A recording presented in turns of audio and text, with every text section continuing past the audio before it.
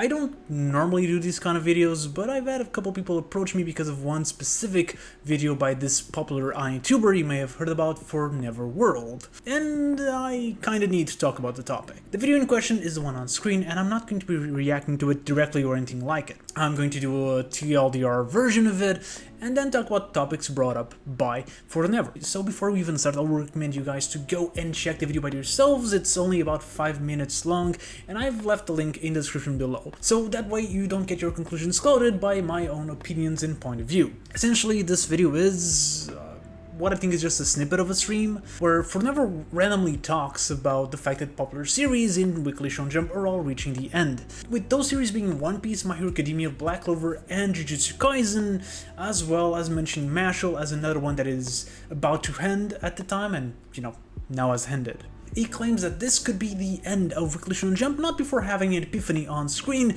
and saying that the way to save it is to bring Dragon Ball Super and Boruto from V-Jump to the main magazine. It's clear that this wasn't a topic he really researched before doing this video, and it's more just spitballing information based on previous knowledge on the topic. Normally I wouldn't really care about opinions like this. Everyone has their opinions, and it's not like Fornever World is really that wrong about Shonen Jump facing hard times soon. But I think he's doing Shonen Jump a bit too early, and I think a lot of people, a lot of Shonen fans also fall into this idea that this is the end of Weekly Shonen Jump. So today I wanted to piggyback on his ideas and take a deeper look at the topic.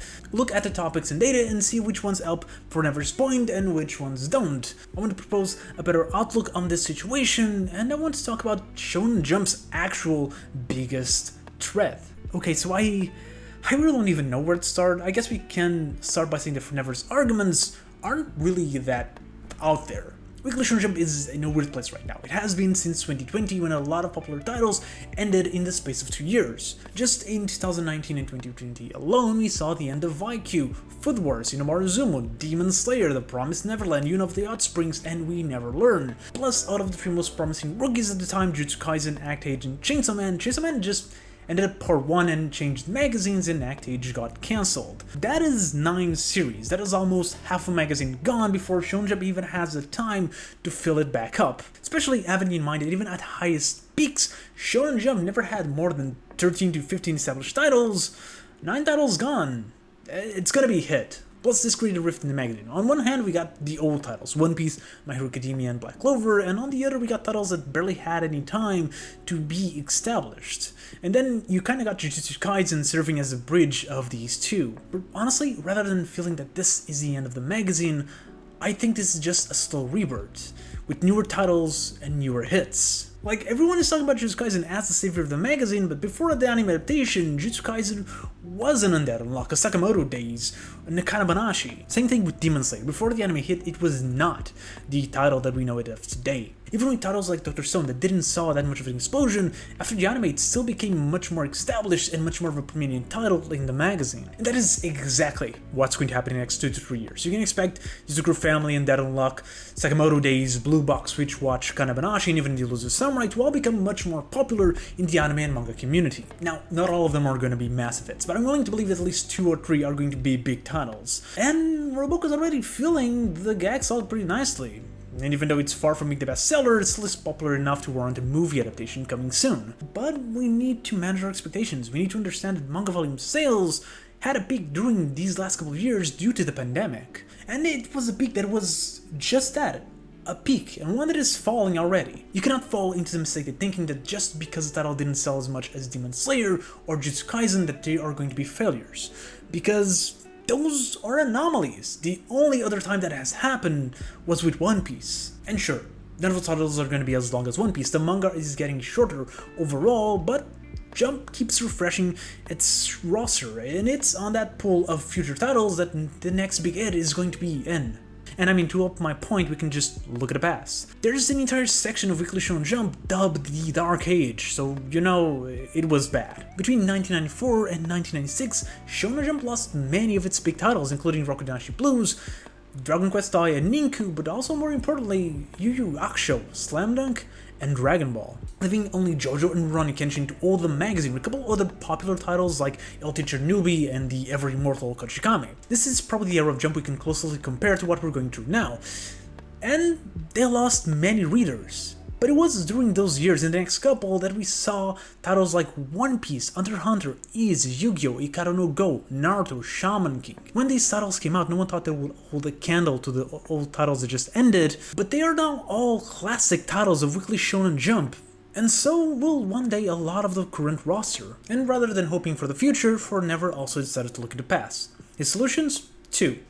We're going to go through the minor one that he just quickly dismissed and then move to the main one. One of his ideas was to bring back Kotoge and have them write a continuation of Demon Slayer, before saying that that will be being too stuck into the past, which is kind of ironic when you think about this other solution. And while I don't think we should bring back Demon Slayer, I think the manga ended pretty well to warrant a sequel, what I do think is a good idea is to bring back veterans who have had popular titles before to come back into the magazine. Even of course this doesn't always work, we got Samurai 8 to prove that, but a previous mangaka kind of guarantees that there's at least an initial audience to that title. And to its credit, Jump has been doing a lot of that lately. From just the current roster, we got Those Two Samurai, Witch Watch, Cypher Academy, Ichinoze Family, Kill Blue, Tenmaku Cinema, and Martial Master Sumi that are all from previous mangaka that wrote titles that you probably have heard about, including Assassination Classroom, Takopi's Original Sin, Kuroko no Basket, and Food Wars. Especially lately, Jump is going all out to bring back veterans. The other solution that Fornever gave was to bring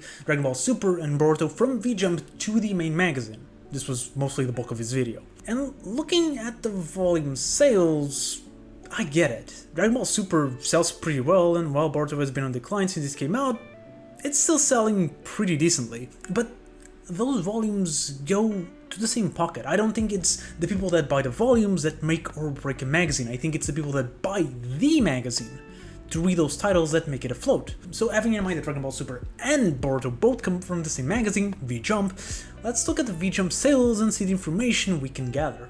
According to the numbers of recent years, there's on average around 150,000 copies in circulation for every issue, which is around 10% of Weekly Shonen Jump's numbers. So, if we assume that the best case scenario, where none of the people that buy V-Jump actually buy Weekly Shonen Jump, and they buy it exclusively to read Dragon Ball Super and Boruto, and they would all move with the series to the main magazine and they will buy it weekly because V-Jump is monthly, that is an increase of around 10% every single week. In circulation, not necessarily sales. But that is the best case, it's unrealistic expectations. Truth is, Super and Boruto aren't saving V-Jump. There was no notable increase in readership in the magazine when either of them joined, showing that a lot of buyers probably are just fans of the magazine itself or fans of trading card games that are buying it because the magazine offers exclusive cards. And while it's just a speculation on my part, I think we can assume that a large portion of people who buy V-Jump also buy Weekly Shonen Jump anyways. And again, Boruto was in Shonen Jump before and we didn't see any spike or drop in readership when it joined and left either, so nah. And there's a kicker, there's probably nothing we can do to create that spike. Because if you look at all the sales of all the popular manga magazines out there, you'll see that it's not just Shonen Jump that is dying. It's printed manga magazines as a whole. They are all dying. The only magazine that had a spike in sales in the past 15 years was Koro Comics, and I don't think that's because of the series that it has, but more because it sells toys and cards to little kids, and they all beg their parents to buy it. Manga Magazine's main purpose was always that it was cheap to buy and you can read the newest chapter of your favorite titles and maybe find some other manga while you waited for the volumes of those titles to come out. I'm not sure if you ever had the opportunity to hold one of these, but they are bulky and fragile, and the paper and print quality is not good, but it was cheap and it was the only way for you to read the newest chapters of your favorite titles. Nowadays you can catch up to that chapter online, cheaper, if not free, legally, and the quality of the digital version is better than the quality of the printed magazines. Sure, the best way to read these manga is still the volumes, and that's why the volume sales matter, but when it comes to buying Weekly Shonen Jump, that's mostly for tradition or the love of the brand. There's a good chance that Shonen Jump will die at the end of the digital era sooner rather than later. Jump Plus is already paving the way for the future with exclusive digital titles that you can read for free. But we also need to understand that Weekly Shonen Jump is the best-selling magazine of its kind, and it's not by a small margin. For Jump to become even the second best-selling manga magazine, right now it needs to lose half of its readership faster than Weekly Shonen Magazine is losing theirs. And even if it lost half of its readership, you gotta understand that all the other manga magazines out there are surviving with less than that. So I don't think it will kill Jump as much as it will be a very scary drop. By the time we see the death of Weekly Shonen Jump, so much other magazines will have died that asking which manga will replace One Piece won't matter that much. There's probably going to be a point where it's all just going to be digital. And Weekly Shonen Jump, Jump Plus, or Jump SQ will probably be merged as one. So Dan or My Hero Academia, it's going to be all the same. Probably will only keep the volumes as physical media. And at that point for Shueisha, it's not going to matter if the best-selling manga comes from Weekly Shonen Jump, Jump SQ, Young Jump, or even just Margaret. Because they don't have to worry about the costs of keeping these magazines in circulation. The last survivors might actually just be the magazines that offer bonus physical content. And in that regard, V-Jump may ironically outlive Weekly Shonen Jump. But even if it's all digital, I still think that Weekly Shonen Jump still has a couple decades left in its tank. And that's all for today. Let me know your takes and opinions on the topic in the comments below, and if you want to see me go in depth into One Piece and Demon Slayer sales, you might want to check the video on the left. And if you watched this till here, thank you very much, and I'll see you next video.